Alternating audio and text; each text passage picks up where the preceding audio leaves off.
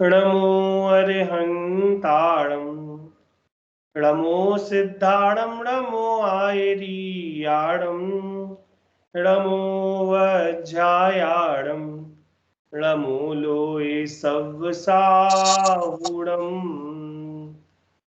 मंगलम भगवान वीरो मंगलम गौतमो गणी मंगलम कुंद कुंदाद्यो जैन धर्मोस्तु मंगलम सर्वमंगल मांगल्यम सर्वकल्याणकारिकम प्रधानम सर्वधर्माणां जैनम जयतु शासनम जैनम जयतु शासनम मोक्ष मार्गस्य नेतारं वेत्तारं कर्म भूभृतां ज्ञातारं विश्वतत्त्वानां वन्दे तद्गुणलब्धये वन्दे तद्गुणलब्धये।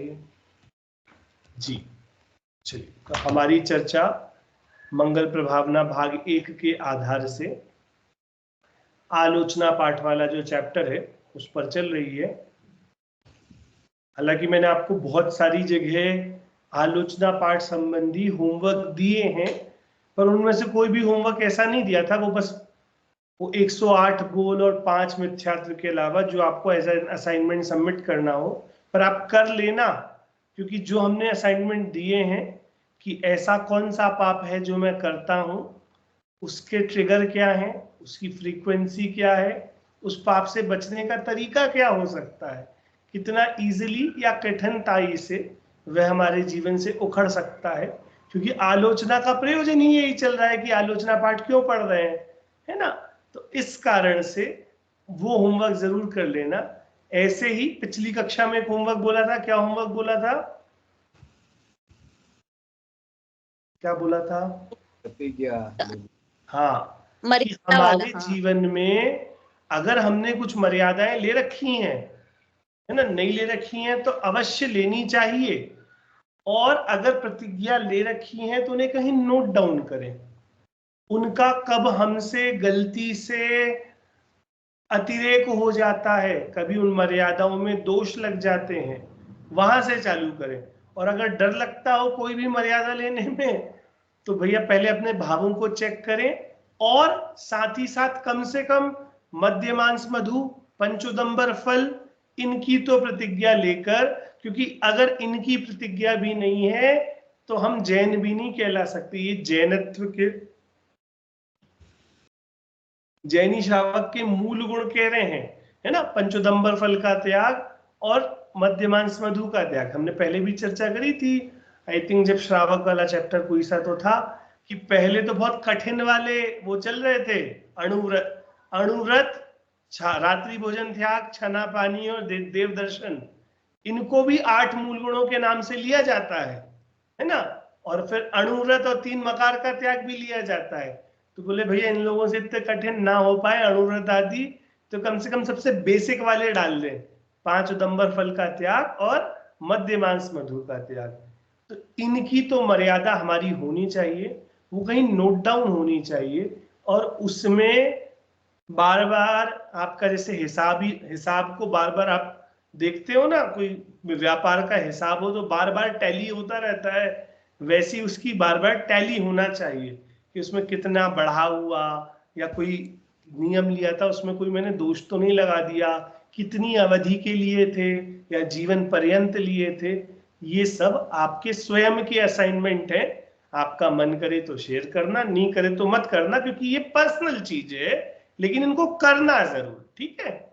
चलिए आते हैं हम अपने यहाँ पर।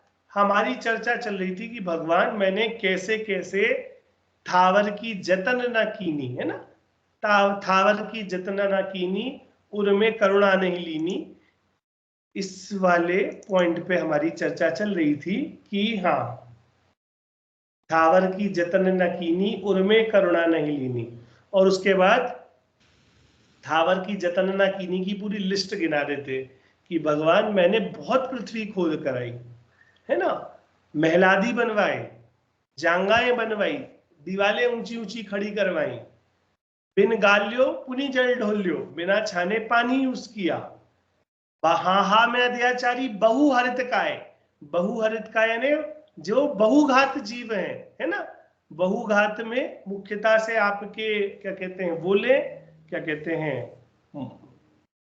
कंदमूल आदि ले, जिसमें बहुघात अनंत जीवों का घात होता है वो ले, या बहुहरित काय में पत्तियां आदि ले, दोनों इंक्लूड हो जाएगा। बहुहरित काय जो बिदारी, तामधि जीवन के खंदा, हम खाए धरी आनंदा।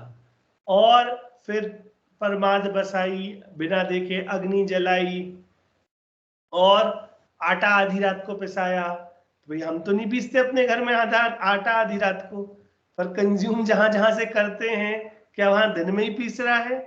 और दिन में नहीं पिस रहा है तो क्या वह देख शोध के पिस रहा है ना। इन सब की बारे में चर्चा हमारी हो गई थी। ईंधन बिन जो झाड़ू ले जांगा बुहारी, चिमटी आदि जी पधारी, यहां से अपनी चर्चा चालू होनी है। जल छानी जीवानी कीनी, सो भूपुनी डारी जो दीनी, नहीं जल थानक पहुंचाई, किरिया बिन पाप उपाई। क्या कह रहे हैं? पानी छानना मतलब थोड़ी कठिन बात हो जाएगी समझने के लिए, पर जिस तरीके से हम पानी छान रहे हैं वैसा तो पानी छानने का कोई विधान है ही नहीं। थैली वाला पानी की कोई थैली होती है? नहीं भैया। दोहरा यानी डबल मोटा कपड़ा होता है, सूती, अन्य कोई कपड़ा नहीं चलेगा, सूती कपड़ा होता है।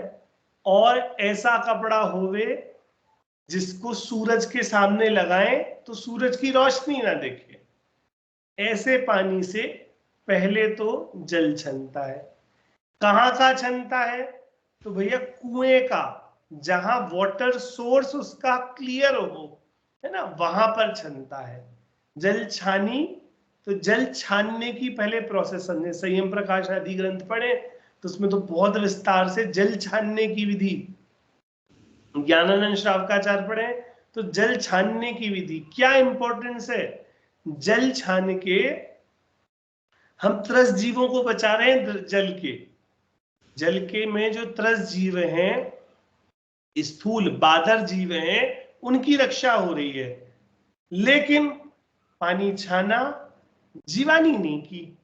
जीवानी मतलब जीवानी, बिलछानी, बहुत सारे अलग अलग भाषाओं में, यानी जिस जगह से, जिस स्रोत से वे जीव थे उन्हें वापस उसी स्रोत में मिला दें, है ना।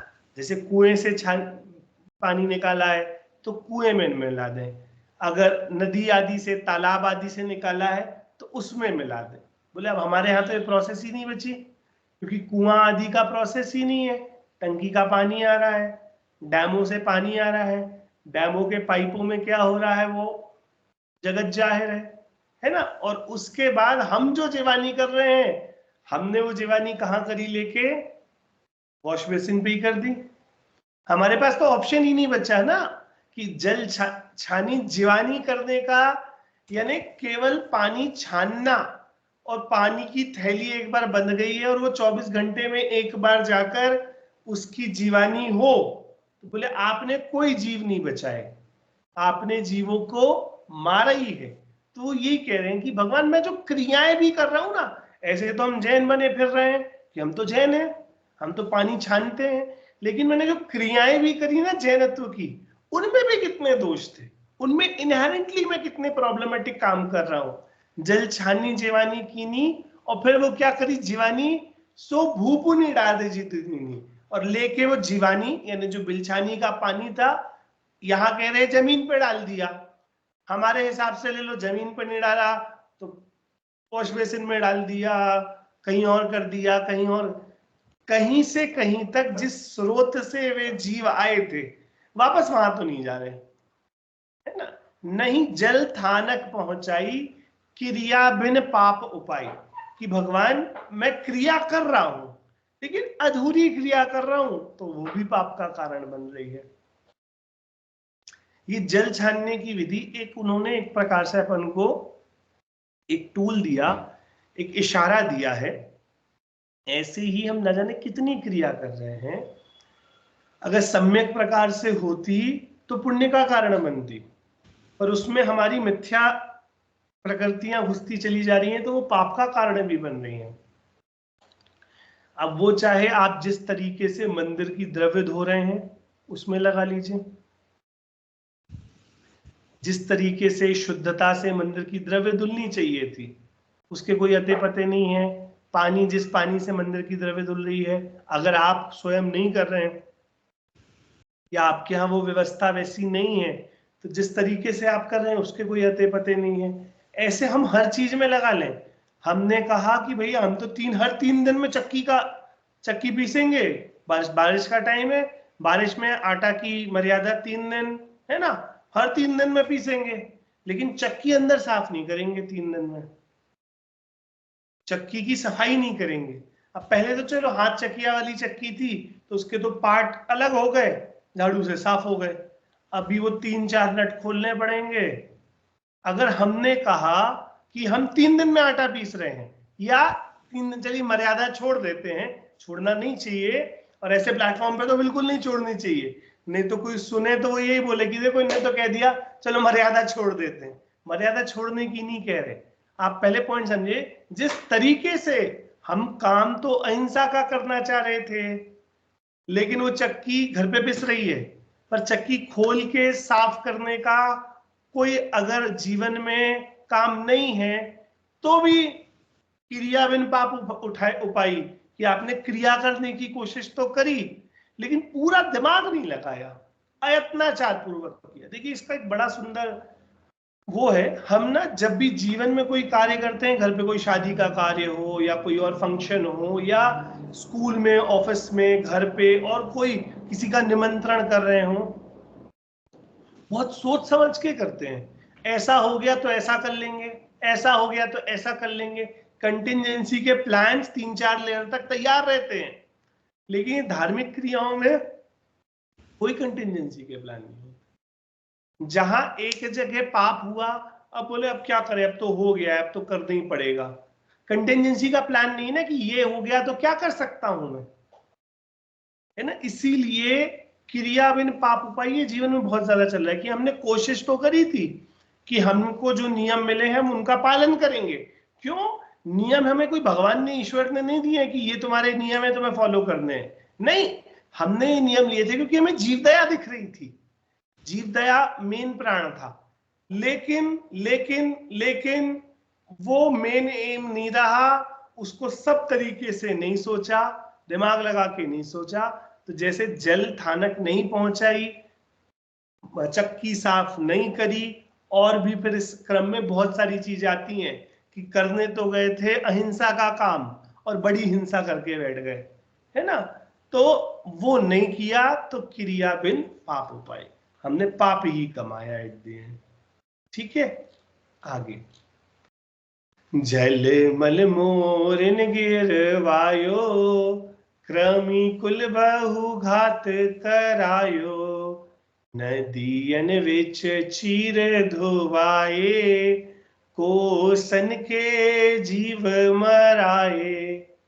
कि भगवान जल में, वाटर सोर्स में मैंने मल यानी मलादि, विष्टादि, मोरन यानी नाली आदि, गिरवायो नदियों में ये मिला दिए। क्या हुआ उससे? क्रमी कुल, क्रमी यानी 2-3-4 इंद्रिय के जितने कीड़े मकोड़े हैं उनका कुल, एक आदमी मरता, पूरा उनका का पूरा परिवार में मर जाता है। हमारा जितनी नालियों का पानी है जहां जा रहा है, कितना कितना ज्यादा केमिकल हम यूज कर रहे हैं, साबुन में, डिटर्जेंट में, वो टॉयलेट क्लीनर अलग है और टाइल क्लीनर अलग है और भगवान जाने और काय का क्लीनर अलग है और फिनाइल अलग है, ये सब चल रहा है और सब एट द एंड कहां जा रहा है? एट द एंड कहां जा रहा है? नाली में जा रहा है।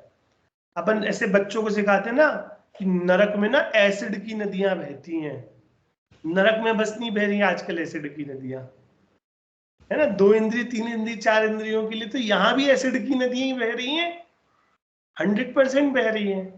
तो क्रमिक कुल बहुघात कर, कितने ज्यादा जीवों का घात हो रहा है। और एक उन्होंने लिया नदियन, वो तो इतनी छोटी चीज ले रहे हैं, नदियन विच चीर धोवाए कोसन के जीव मराए, कि नदी में अगर मैंने कपड़े धो लिए तो कोसों तक के जीव मर गए। यहाँ तो भाई घर घर से इतना इतना वाटर वॉशिंग मशीन का कचरा निकल रहा है, और इतना सारा कुछ केमिकल नालियों में निकल रहा है कि कोसों के जीव तो मर ही गए, और वो बस ऐसी नहीं मर रहे, तड़प तड़प के मर रहे हैं। ऐसी बुरी स्थिति है, और हमें उन पे दया नहीं आ रही है। हम आज नहीं छोड़ सकते, चलो हम ये घर छोड़ के नहीं जा सकते, जिस घर में हम रह रहे हैं हम वो घर नहीं छोड़ सकते, पर ऐसी भावना तो रखें कि एक दिन मैं बिना घर वाला बनूंगा, निर्ग्रंथ मुनिराज बनूंगा, आर्यका बनूंगा, मैं बनूंगा ना वैसा।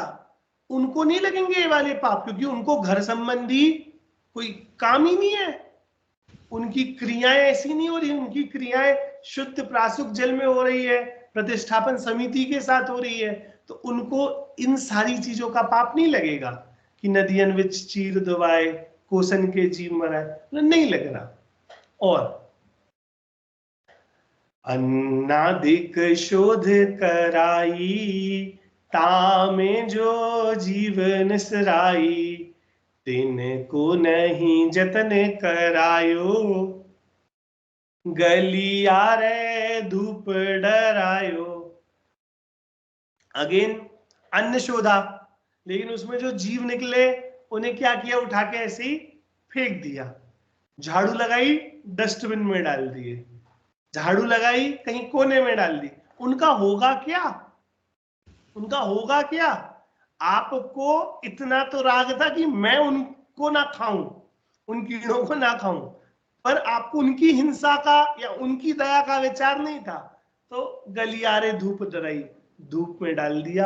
अब वो जैसे रहे, कैसे धूप में तिल तिल करके मरे, क्या फर्क पड़ रहा है हमें, हमारे से तो निकल गए। ये भी काम चल रहा है।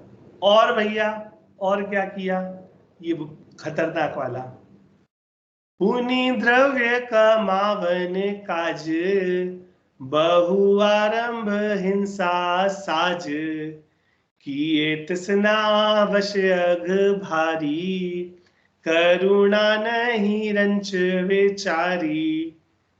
और द्रव्य कमाने के लिए, ये आ गया दुनिया का सबसे बड़ा पाप, कि भैया कुछ नहीं, पैसा कमाने के लिए तो करना ही पड़ेगा, है झूठ, पैसा कमाने के लिए हिंसा भी करनी पड़ेगी, झूठ भी बोलना पड़ेगा, चोरी, चोरी कहाँ करते हैं हम, अरे पैसा बचाने के लिए टैक्स की चोरी करनी पड़ेगी कि नहीं, नहीं तो 10%, 20%, 30% तो गवर्नमेंट ले जाएगी, है सब।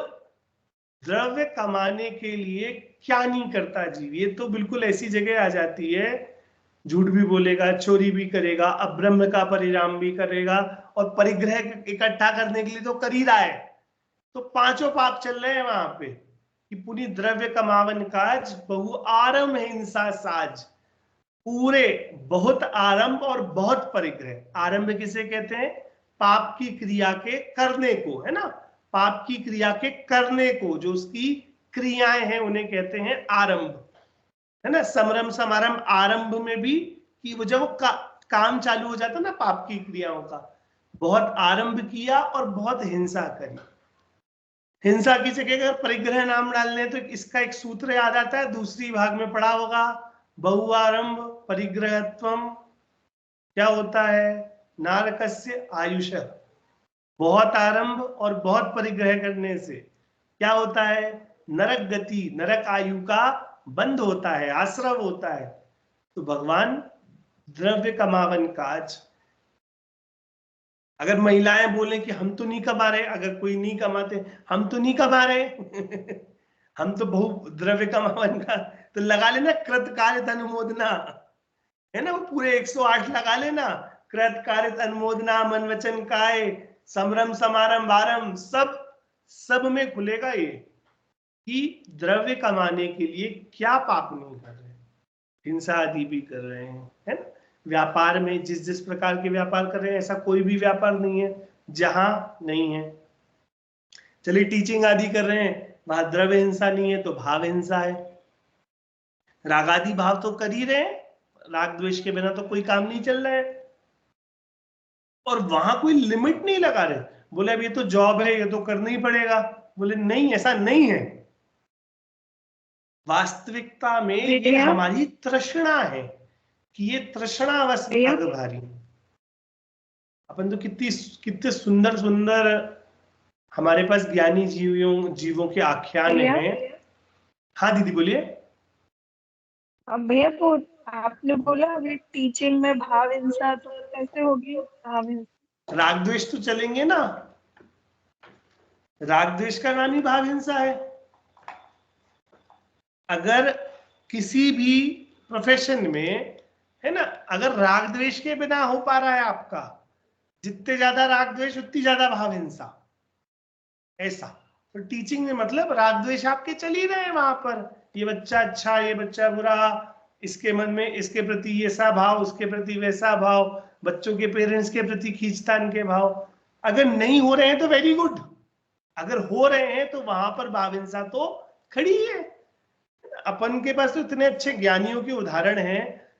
सदाशिव दास जी का उदाहरण याद है अपन सबको। उनका क्या हुआ, जिस राज दरबार में या जहां भी काम करते थे उनको इंक्रीमेंट मिला, पैसे ज्यादा मिले, तो उनने राजा से क्या कहा जाके कि ऐसा करो आप हमारा इंक्रीमेंट रोक लो, मुझे जितनी पहले पे मिलती थी उतनी दो, मेरे वर्किंग आवर्स कम कर दो, मेरा जो टाइम है ना वो कम कर दो। इतनी समता, सहजता जितना हमारे पास है उतनी समता है कि नहीं। अभी हमारा कैसा चलता रहता है, आपका क्या, मैं अपना भी कह रहा हूं। मैं किसी कंपनी में काम करता हूं कि अच्छा वो इतना पैकेज देती है, यार वो कंपनी इतना ज्यादा पैकेज देती है पर थोड़ा काम ज्यादा लेती है, थोड़ा शाम को ना बिजी हो जाओगे 9 बजे तक। बोले हाँ ठीक है, अभी तो उम्र है 35 34 35 60 40 साल तक, उतना कर ले, फिर बाद में आराम से धर्म करेंगे। हैं, यही तो बुद्धि चलती है। अगर दुकानदार 2 घंटे ज्यादा दुकान खुले शाम को, दुकानदार 2 घंटे ज्यादा दुकान खोले, उसकी कमाई ज्यादा होगी ना, है ना। हम कमाई का जो पूरा माप है वो ऐसे ही बना रखा है ना कि तृष्णा नहीं खत्म होती। तृष्णा नहीं खत्म होती तो उसके कारण सारे आरंभ परिग्रह जीवन में, आरंभ हिंसा जीवन में चलता रहता है। किसके नाम पे? द्रव्य कमावन काज, है ना। दुनिया में पैसे कमाने के लिए ये सारी चीजें चलते रहते हैं कि ये तृष्णावश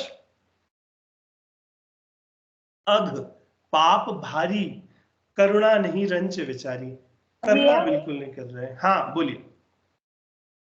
अभी मैं वो संजीव गोदा जी की प्रवचन सुन रहे थे, तो उसमें एक बात बताई उन्होंने कि कोई पंडित जी का बता रहे थे वो, तो बोले वो दुकान में ना मतलब उनका नियम था कि अगर 10 ग्राहक आ गए तो उसके बाद मैं 11वें ग्राहक, मतलब उसके बाद मैं दुकान बंद कर दूंगा।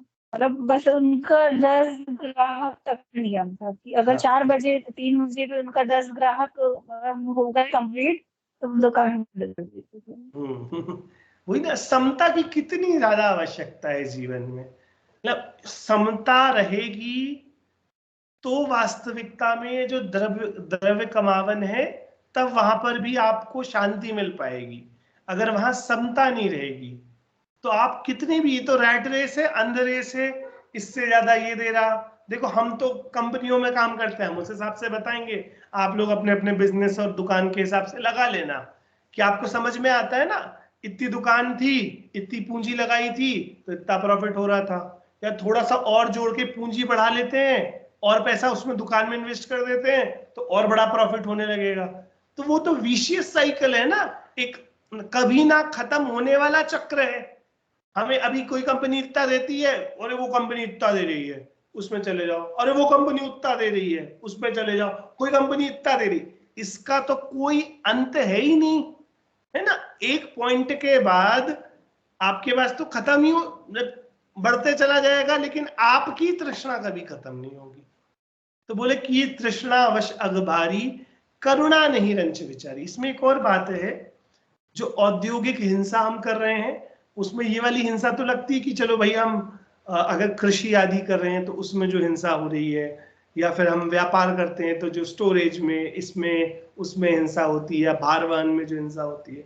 एक और हिंसा इसमें सोचना हमेशा कि आपसे जो सब ऑर्डिनेट है, आपके जो नीचे हैं, आपके जूनियर हैं, है ना, आप दुकान में अगर मालिक हैं, आप सेठ जी हैं, तो आपके जितने नीचे काम करने वाले हैं, आप ऑफिस में काम करने वाले हैं तो आपके नीचे, और आप घर पे कोई अगर पोजीशन होल्डर है तो जो आपके घर पे काम करता है, उनके साथ भी उनकी करुणा हम कब सोचते हैं कि यार इसकी भी तबीयत खराब है, इसके घर पे कुछ लगा होगा। हम अपने लिए तो सोच लेते हैं सेंटर में रख के, उसकी भी करुणा जीवन में नहीं रहती। अब यार ठीक है, उसकी तबीयत खराब रहती रहेगी तो हमारे घर का काम कौन करेगा, मेरे ऑफिस में काम कैसे होगा। तो इस तरीके की भी ये द्रव्य कमावन काज में, क्योंकि आपने सब चीजें उससे पैसे से रिलेट कर दी है ना, तो आपको करुणा खत्म हो जाती है। पैसे से एक बार किसी चीज का रिलेशन हो जाए तो आपकी करुणा खत्म हो जाती है। तो वही कह रहे हैं कि भैया करुणा रखो, वो मेन मनी है। क्योंकि द्रव्य कमावन काज बहु आरंभ हिंसा हो रही है, और बहु आरंभ बहु परिग्रह नरक गति के बंध का कारण कह रहे हैं उमा स्वामी आचार्य, 6वां अध्याय तत्वार्थ सूत्र। तो भैया वो कह ही रहे हैं। अब और अब बोले इसके आगे हम कह ही नहीं पा रहे, तो हमने आगे लगा दिया, इत्यादिक पाप अनंता हम कीने श्री भगवंता, संतति चिर काल उपाई, वाणी ते कहिए ना जाई। भैया इस प्रकार से मैंने अनंत पाप किए, संतति चिरकाल, और कब से कर रहा हूं, चिरकाल से, अनादिकाल से क्रम से ये पाप मैं किए जा रहा हूं, और इतने कर लिए हैं कि वाणी थे कहिए ना जाए।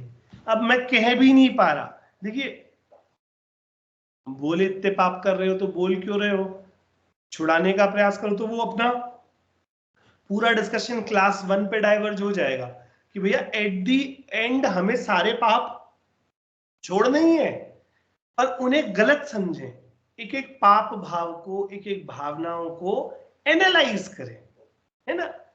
आगे अब इतने पाप कर लिए, ताको जूदय अब आयो, नाना विधि मोहे सतायो, फल भुंजत जिय दुख पावे, वचित कैसे करी गावे। क्या कह रहे हैं, अपने पाप तो बहुत कर लिए, अब पाप का उदय भी आएगा, और उस वे उदय मुझे नाना प्रकार से सताएंगे।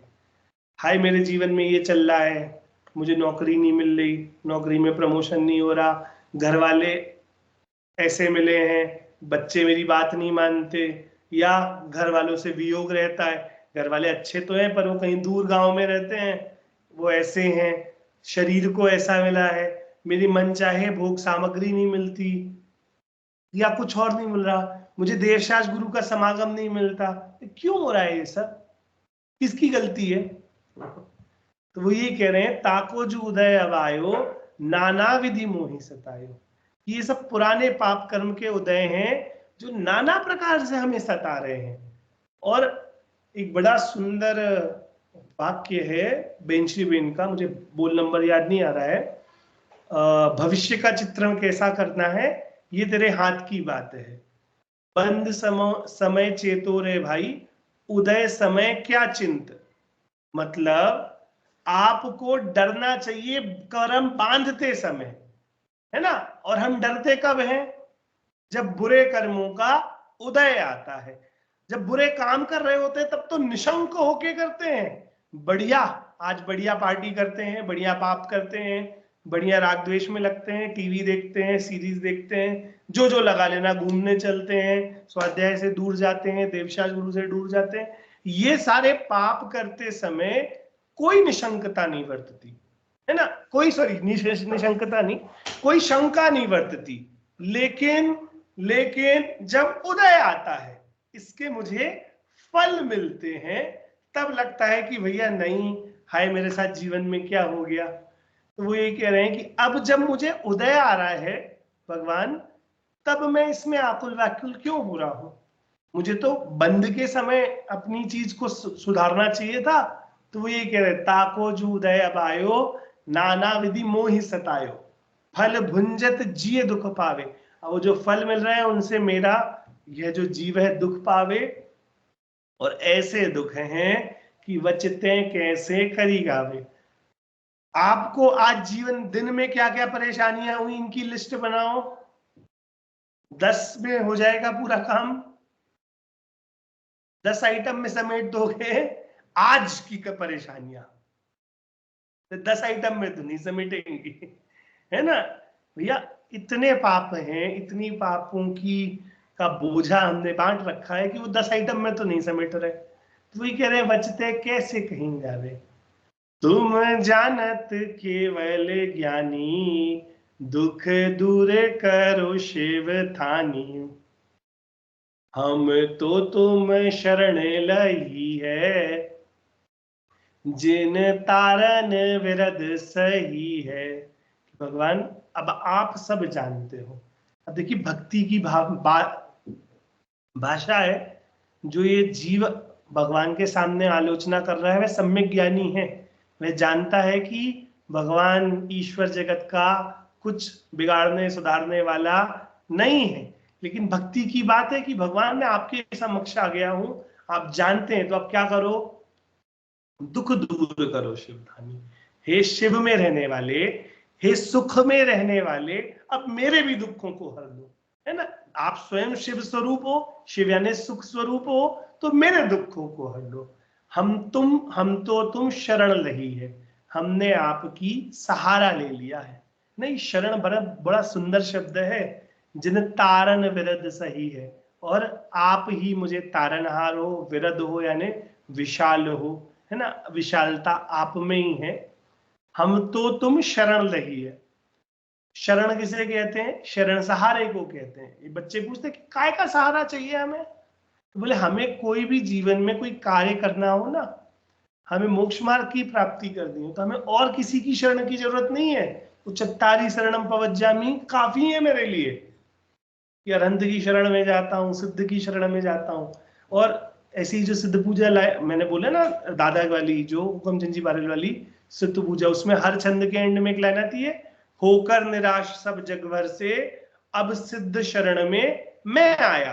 कि भैया मुझे अब दुनिया में कुछ अच्छा नहीं लग रहा, इसीलिए मैं आपकी शरण में आ गया हूं, क्योंकि अब दुनिया में कोई मेरे करने वाला नहीं है ना। इसी तरीके के भाव भक्तांबर जी आदि में भी आते हैं कि मैंने अन्य हरिहरादे देव को देख लिया, पर मेरे को अब आप ही शरणभूत लगते हो, आपके अलावा मुझे कोई शरणभूत नहीं लगता। तो वही कह रहे हम तो तुम शरण लही है। और अब भगवान को बता रहे, जो गांवपति एक होवे, सो भी दुखिया दुख खोवे। तुम तीन भुवन के स्वामी, दुख मेटाहूं अंतर जामी। बोले कोई एक गांव का मुखिया भी होता है, तो पूरे, या कोई गांव का बड़ा सेठिया जीव होता है, तो उसके सामने कोई आके बोलता है भैया सेठ जी मुझे ये परेशानी है, बोले ये परेशानी है, हम ठीक कर देते हैं। तो बोले आप तो 3 भुवन के स्वामी हो, आप मेरे दुखों को मेट दो। वास्तविकता में आपके गुणों के चिंतन से, आपके गुणों को समझने से, ये देखने से कि मैं भी जीव आप भी जीव, मुझ में ये दोष हैं और आप इन दोषों से रहित हो गए हो, ये जो, और आप स्वभाव के पास बैठे हो, मैं स्वभाव से दूर बैठा हूं, यही समझ में आ जाए ना, तो आपके दोष चले जाएंगे। बोले उसी को भक्ति की भावना में इस तरीके से कह रहे हैं। और क्या क्या किया आपने भगवान, उदाहरण बता दें आपको, आपको याद दिला दें। द्रौपदी को चीर बढ़ायो, सीता प्रति कमल रचायो, अंजन से किए अकामी, दुख मेटो अंतर जामी। कि भगवान जब द्रौपदी का चीरहरण हो रहा था, है ना, कहानी सबको लगभग याद है। देखो अपने रामायण अपने महाभारत से याद ना हो, अपने हरिवंश पुराण से याद हो ना हो, जो विकृत वाली कहानी समाज में बहु रूप से चलती है, जो टेलीविजन पे देखिए, वो तो याद आ ही जाती है ना। लेकिन बहुत प्रयास करना चाहिए जीवन में कि हम ऐसी विकृत कहानियों से बचें, अपने आप को भी बचाएं, अपने परिवार को भी बचाएं, और आने वाले बच्चों को, आने वाली जो जेनरेशन्स हैं, उनको भी विकृत कहानियां तो देखो, उनको दिखाने की जरूरत नहीं है, वो अपने आप देख लेंगे कि हनुमान जी ऐसे दिखते थे, और रावण को किसने मारा, और ये ऐसा हुआ, वो वैसा हुआ, वो अपने आप वो खोज लेंगे, वो सर्च आउट कर लेंगे। पर हमारी जिम्मेदारी है कि हम वे स्वयं पढ़ें और अन्य को भी बताएं। तो यहाँ पर द्रौपदी को चीर बढ़ायो, तो द्रौपदी का जब चीरहरण दुशासन के द्वारा हो रहा था, तब उन्होंने अरंध परमेष्ठी का नाम लिया और देवादि द्वारा वहां आए और उनके शील की रक्षा हुई, तो द्रौपदी को चीर बढ़ायो। सीता प्रति कमल रचायो, कि सीता कैसी थी, सीता कैसी थी, सीता का कमल क्यों रचाया गया, कि उनने कहा कि उनको ऊपर आरोप लगा था, है ना, शील का आरोप लगा था, और फिर वे उन्होंने कहा कि अगर मैंने परपुरुष के बारे में सोचा भी हो तो ये अग्नि जला दे, तो बोले जल की अग्नि जलने की जगह वहां जल और सरोवर कमल बन गया, और वे वहां पर उस कमल में बैठ गई, है ना। सीता प्रति कमल रचाया। अंजन, अंजन जो चोर था, चोर तो बाद में हुआ, पहले क्या था, पहले एक राजकुमार था, फिर सप्त व्यसन के चक्कर में वह चोर बन गया, और उस चोरी के चक्कर में वो हार चुरा रहा था। अंजन, मैं पूरी कहानियां इसलिए नहीं सुना रहा हूं कि ये आपका होमवर्क है कि आपको सर्च आउट करनी है पूरी पूरी कहानियां, पूरी डिटेलिंग के साथ ही पूरी कहानियां सर्च करनी है। उसका कुछ सेशन रखेंगे जिसमें आप लोग ये तीनों कहानियां हम सबको सुनाएंगे, ठीक है। तो अंजन से किया कामी, कि वो अंजन चोर था, और वो चोर से आज क्या है, वो सिद्ध परमेष्ठी है, सिद्ध हो गए हैं, निरंजन भगवान हो गए हैं, है ना। तो अंजन भी बन गया कामी। आपने ऐसे कुछ सबको उतारा है। एक बड़ा कॉमन पैटर्न देखना, द्रौपदी जिसका चीर बढ़ा था वो दोष रहित थी, इसीलिए चीर बढ़ा था। सीता जिसके लिए कमल बना था वह भी दोष रहित थी, इसीलिए कमल बना था, है ना। तो जो दोष रहित स्वयं हो जाते हैं ना, उनकी रक्षा के देव कर लेते हैं। तो ये उदाहरण ऐसे हैं कि आपको लगेगा कि अच्छा अच्छा, सीता पापी थी तो भी देवों ने रक्षा कर ली थी क्या, द्रौपदी ने पाप किया था तो भी देवों ने रक्षा कर ली थी क्या, बोले नहीं ना, वे स्वयं निरपराध थी, उनके स्वयं जीवन में पाप नहीं था, इसीलिए देवों ने आके रक्षा करी थी। आप समझना इस बात को। और सीता के तत्संबंधी पुण्य का उदय चल रहा था, इसीलिए देवों ने रक्षा कर ली थी, आयु शेष बची थी इसलिए देवों ने रक्षा कर ली थी। दादा इसके लिए बड़ा ऐसा कठोर सा उदाहरण देते थे, बोले सीता का ब्रह्मचर्य उत्कृष्ट था जो उसे देवों ने बचा लिया, या वो जो क्या कहते हैं, जो इतने इतने मुनिराज जिनकी हत्याएं हो गई, उनका ब्रह्मचर्य उत्कृष्ट था। किसका ब्रह्मचर्य उत्कृष्ट था, मुनिराजों का ब्रह्मचर्य उत्कृष्ट था, सीधी बात है ना। लेकिन चूंकि वो कथा विशेष है, उसको समझने के लिए आपको बाकी सारे तार जोड़ने पड़ेंगे कि तत्संबंधी उनकी आयु शेष थी, वैसा पुण्य का उदय था, वे स्वयं निरपराध तो थी ही, उसमें कोई दिक्कत नहीं है कि सीता निरपराध नहीं थी। अगर कोई अपराधी हो और उसको देव बचा ले तो बोले दिक्कत हो जाए, है ना। इस कारण से सीता तत्संबंधी निरपराध तो थी, और ऑन टॉप ऑफ दिस और ये चीजें भी चल रही थी। तो द्रौपदी को चीर बढ़ायो, सीता प्रति कमल रचायो, है ना। ये सारी चीजें जो हो रही हैं, वे स्वयं पहले अपने अपराधों को खोज खोल कर निरपराध हुई हैं। द्रौपदी का भी पूर्व भव है, सीता का भी पूर्व भव है। खोजना और पढ़ना कहाँ मिलेगा, मेरे पास तो बड़े बड़े सोर्स हैं कहाँ मिलेगा, सीता की कहानी पद्म पुराण में पढ़ लीजिए, और द्रौपदी की हरिवंश पुराण में। छोटा सोर्स बोल दूं, एक ब्रह्मचारी सुनील भैया जी की 15-16 घंटों की उन्हें पूरी जैन महाभारत सुनाई है, बड़ी सुंदर तरीके से सुनाई है। अगर कभी समय मिले तो द्रौपदी के पूर्व भाव, द्रौपदी का वर्तमान भाव, वो बहुत अच्छे से उन्होंने सुनाया। 15-16 कुछ प्रवचन है उनके, 1-1 घंटे के, वहां पढ़ सकते हैं। नहीं तो सीता की कहानी तो आपको जैन धर्म की कहानियों में भी मिल जाएगी। द्रौपदी की कहानी के लिए मैं श्योर नहीं हूँ कि वो आपको कहाँ मिलेगी। मुझे ऐसा याद आ रहा है कहीं तो मैंने शॉर्ट कहानी के फॉर्म में भी पढ़ी है, वो आप पढ़ना। अंजन चोर की कहानी तो आपको हर जगह, जहां जहां निशंकितन की कहानी मिलती है, वहां आपको अंजन चोर की कहानी मिल जाएगी।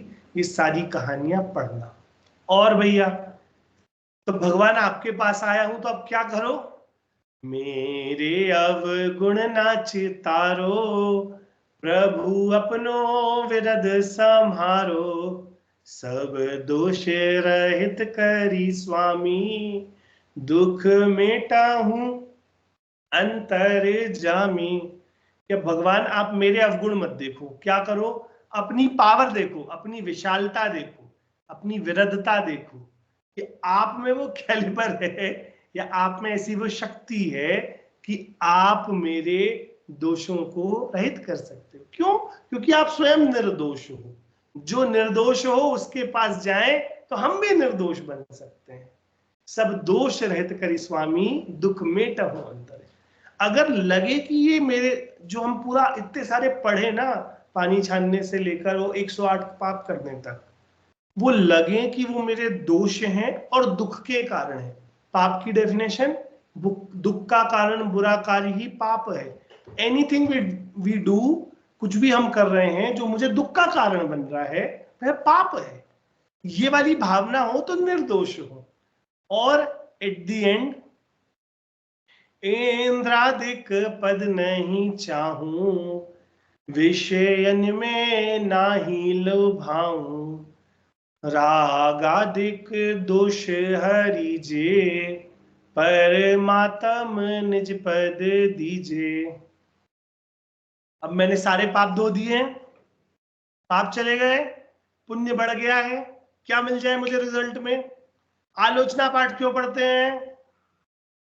पाप कम हो जाए, पुण्य बढ़ जाए। पुण्य बढ़ेगा तो कहां जाएंगे? स्वर्ग जाएंगे। तो वो उसका उत्तर दे रहे हैं, इंद्रादिक पद नहीं चाहूं भैया। At the end of it, इतना आलोचना पाठ में इंद्र पद के लिए नहीं कर रहा, मैं पापों से बचने का प्रयास स्वर्ग जाने के लिए नहीं कर रहा। पाप से बचने का प्रयास है मोक्ष जाने के लिए। मेरा एक ही साध्य है, मोक्ष, अन्य मेरे लिए कोई साध्य नहीं है। एट द एंड भी वो यही कह रहे हैं। कई बार बहुत जगह ऐसी मान्यता चलती कि भैया रोज शाम को आलोचना प्रतिक्रमण कर लिया करो। क्यों? कि जो पाप है वो धुल जाएंगे तो पापों का फल नहीं लगेगा, तो आपको क्या मिल जाएगा? स्वर्ग मिल जाएगा। बोले स्वर्ग की चाह पाप नहीं है, स्वर्ग की इच्छा, स्वर्ग की इच्छा होना पाप है कि पुण्य है? ये बताओ चलिए। लोभ कषाय है, और लोभ कषाय काय के लिए? विषय कषायों के लिए। विषय कषायों की इच्छा पुण्य है कि पाप है? बोले पाप है। तो आप आलोचना पाठ पढ़ रहे हो, आलोचना कर रहे हो एक नया पाप कमाने के लिए, पाप धो रहे हो एक नया पाप लगाने के लिए। इसके लिए एक लाइन आती है ना, कीचड़ को लगाकर धोना क्या और कूद अग्नि में रोना क्या। कि भाई कीचड़ लगाते जाए और फिर से वो गज स्नान मत कहते हैं। गज स्नान पता है ना आपको? हाथी नहाता है, अच्छे से नहाता है, तालाब में जाके बाहर निकलता है और धूल में लौट जाता है बढ़िया, इसे कहते हैं गज स्नान, हाथी जैसा स्नान, है ना। वो क्यों लौट जाता है? वो तो उसकी कहानी है कि उसे लगता है कि ठंडक थोड़ी और देर तक मेरे शरीर में चिपकी रहे, तो वो धूल में लौट जाता है। लेकिन उससे साफ सफाई शुद्धि हुई कि नहीं हुई गज स्नान से? बोले नहीं। तो ऐसे ही ये पापों की प्रतिक्रमण करके, आलोचना करके, नया इंद्रादिक पद चाहने से पाप की शुद्धि हुई कि नहीं हुई? बोले नहीं। तो इंद्रादिक पद नहीं चाहूं, विषयन में नाही लो। विषय कषाय नहीं चाहिए। ये पाप नहीं करूं क्योंकि मेरे को ये मिलेगा, है ना।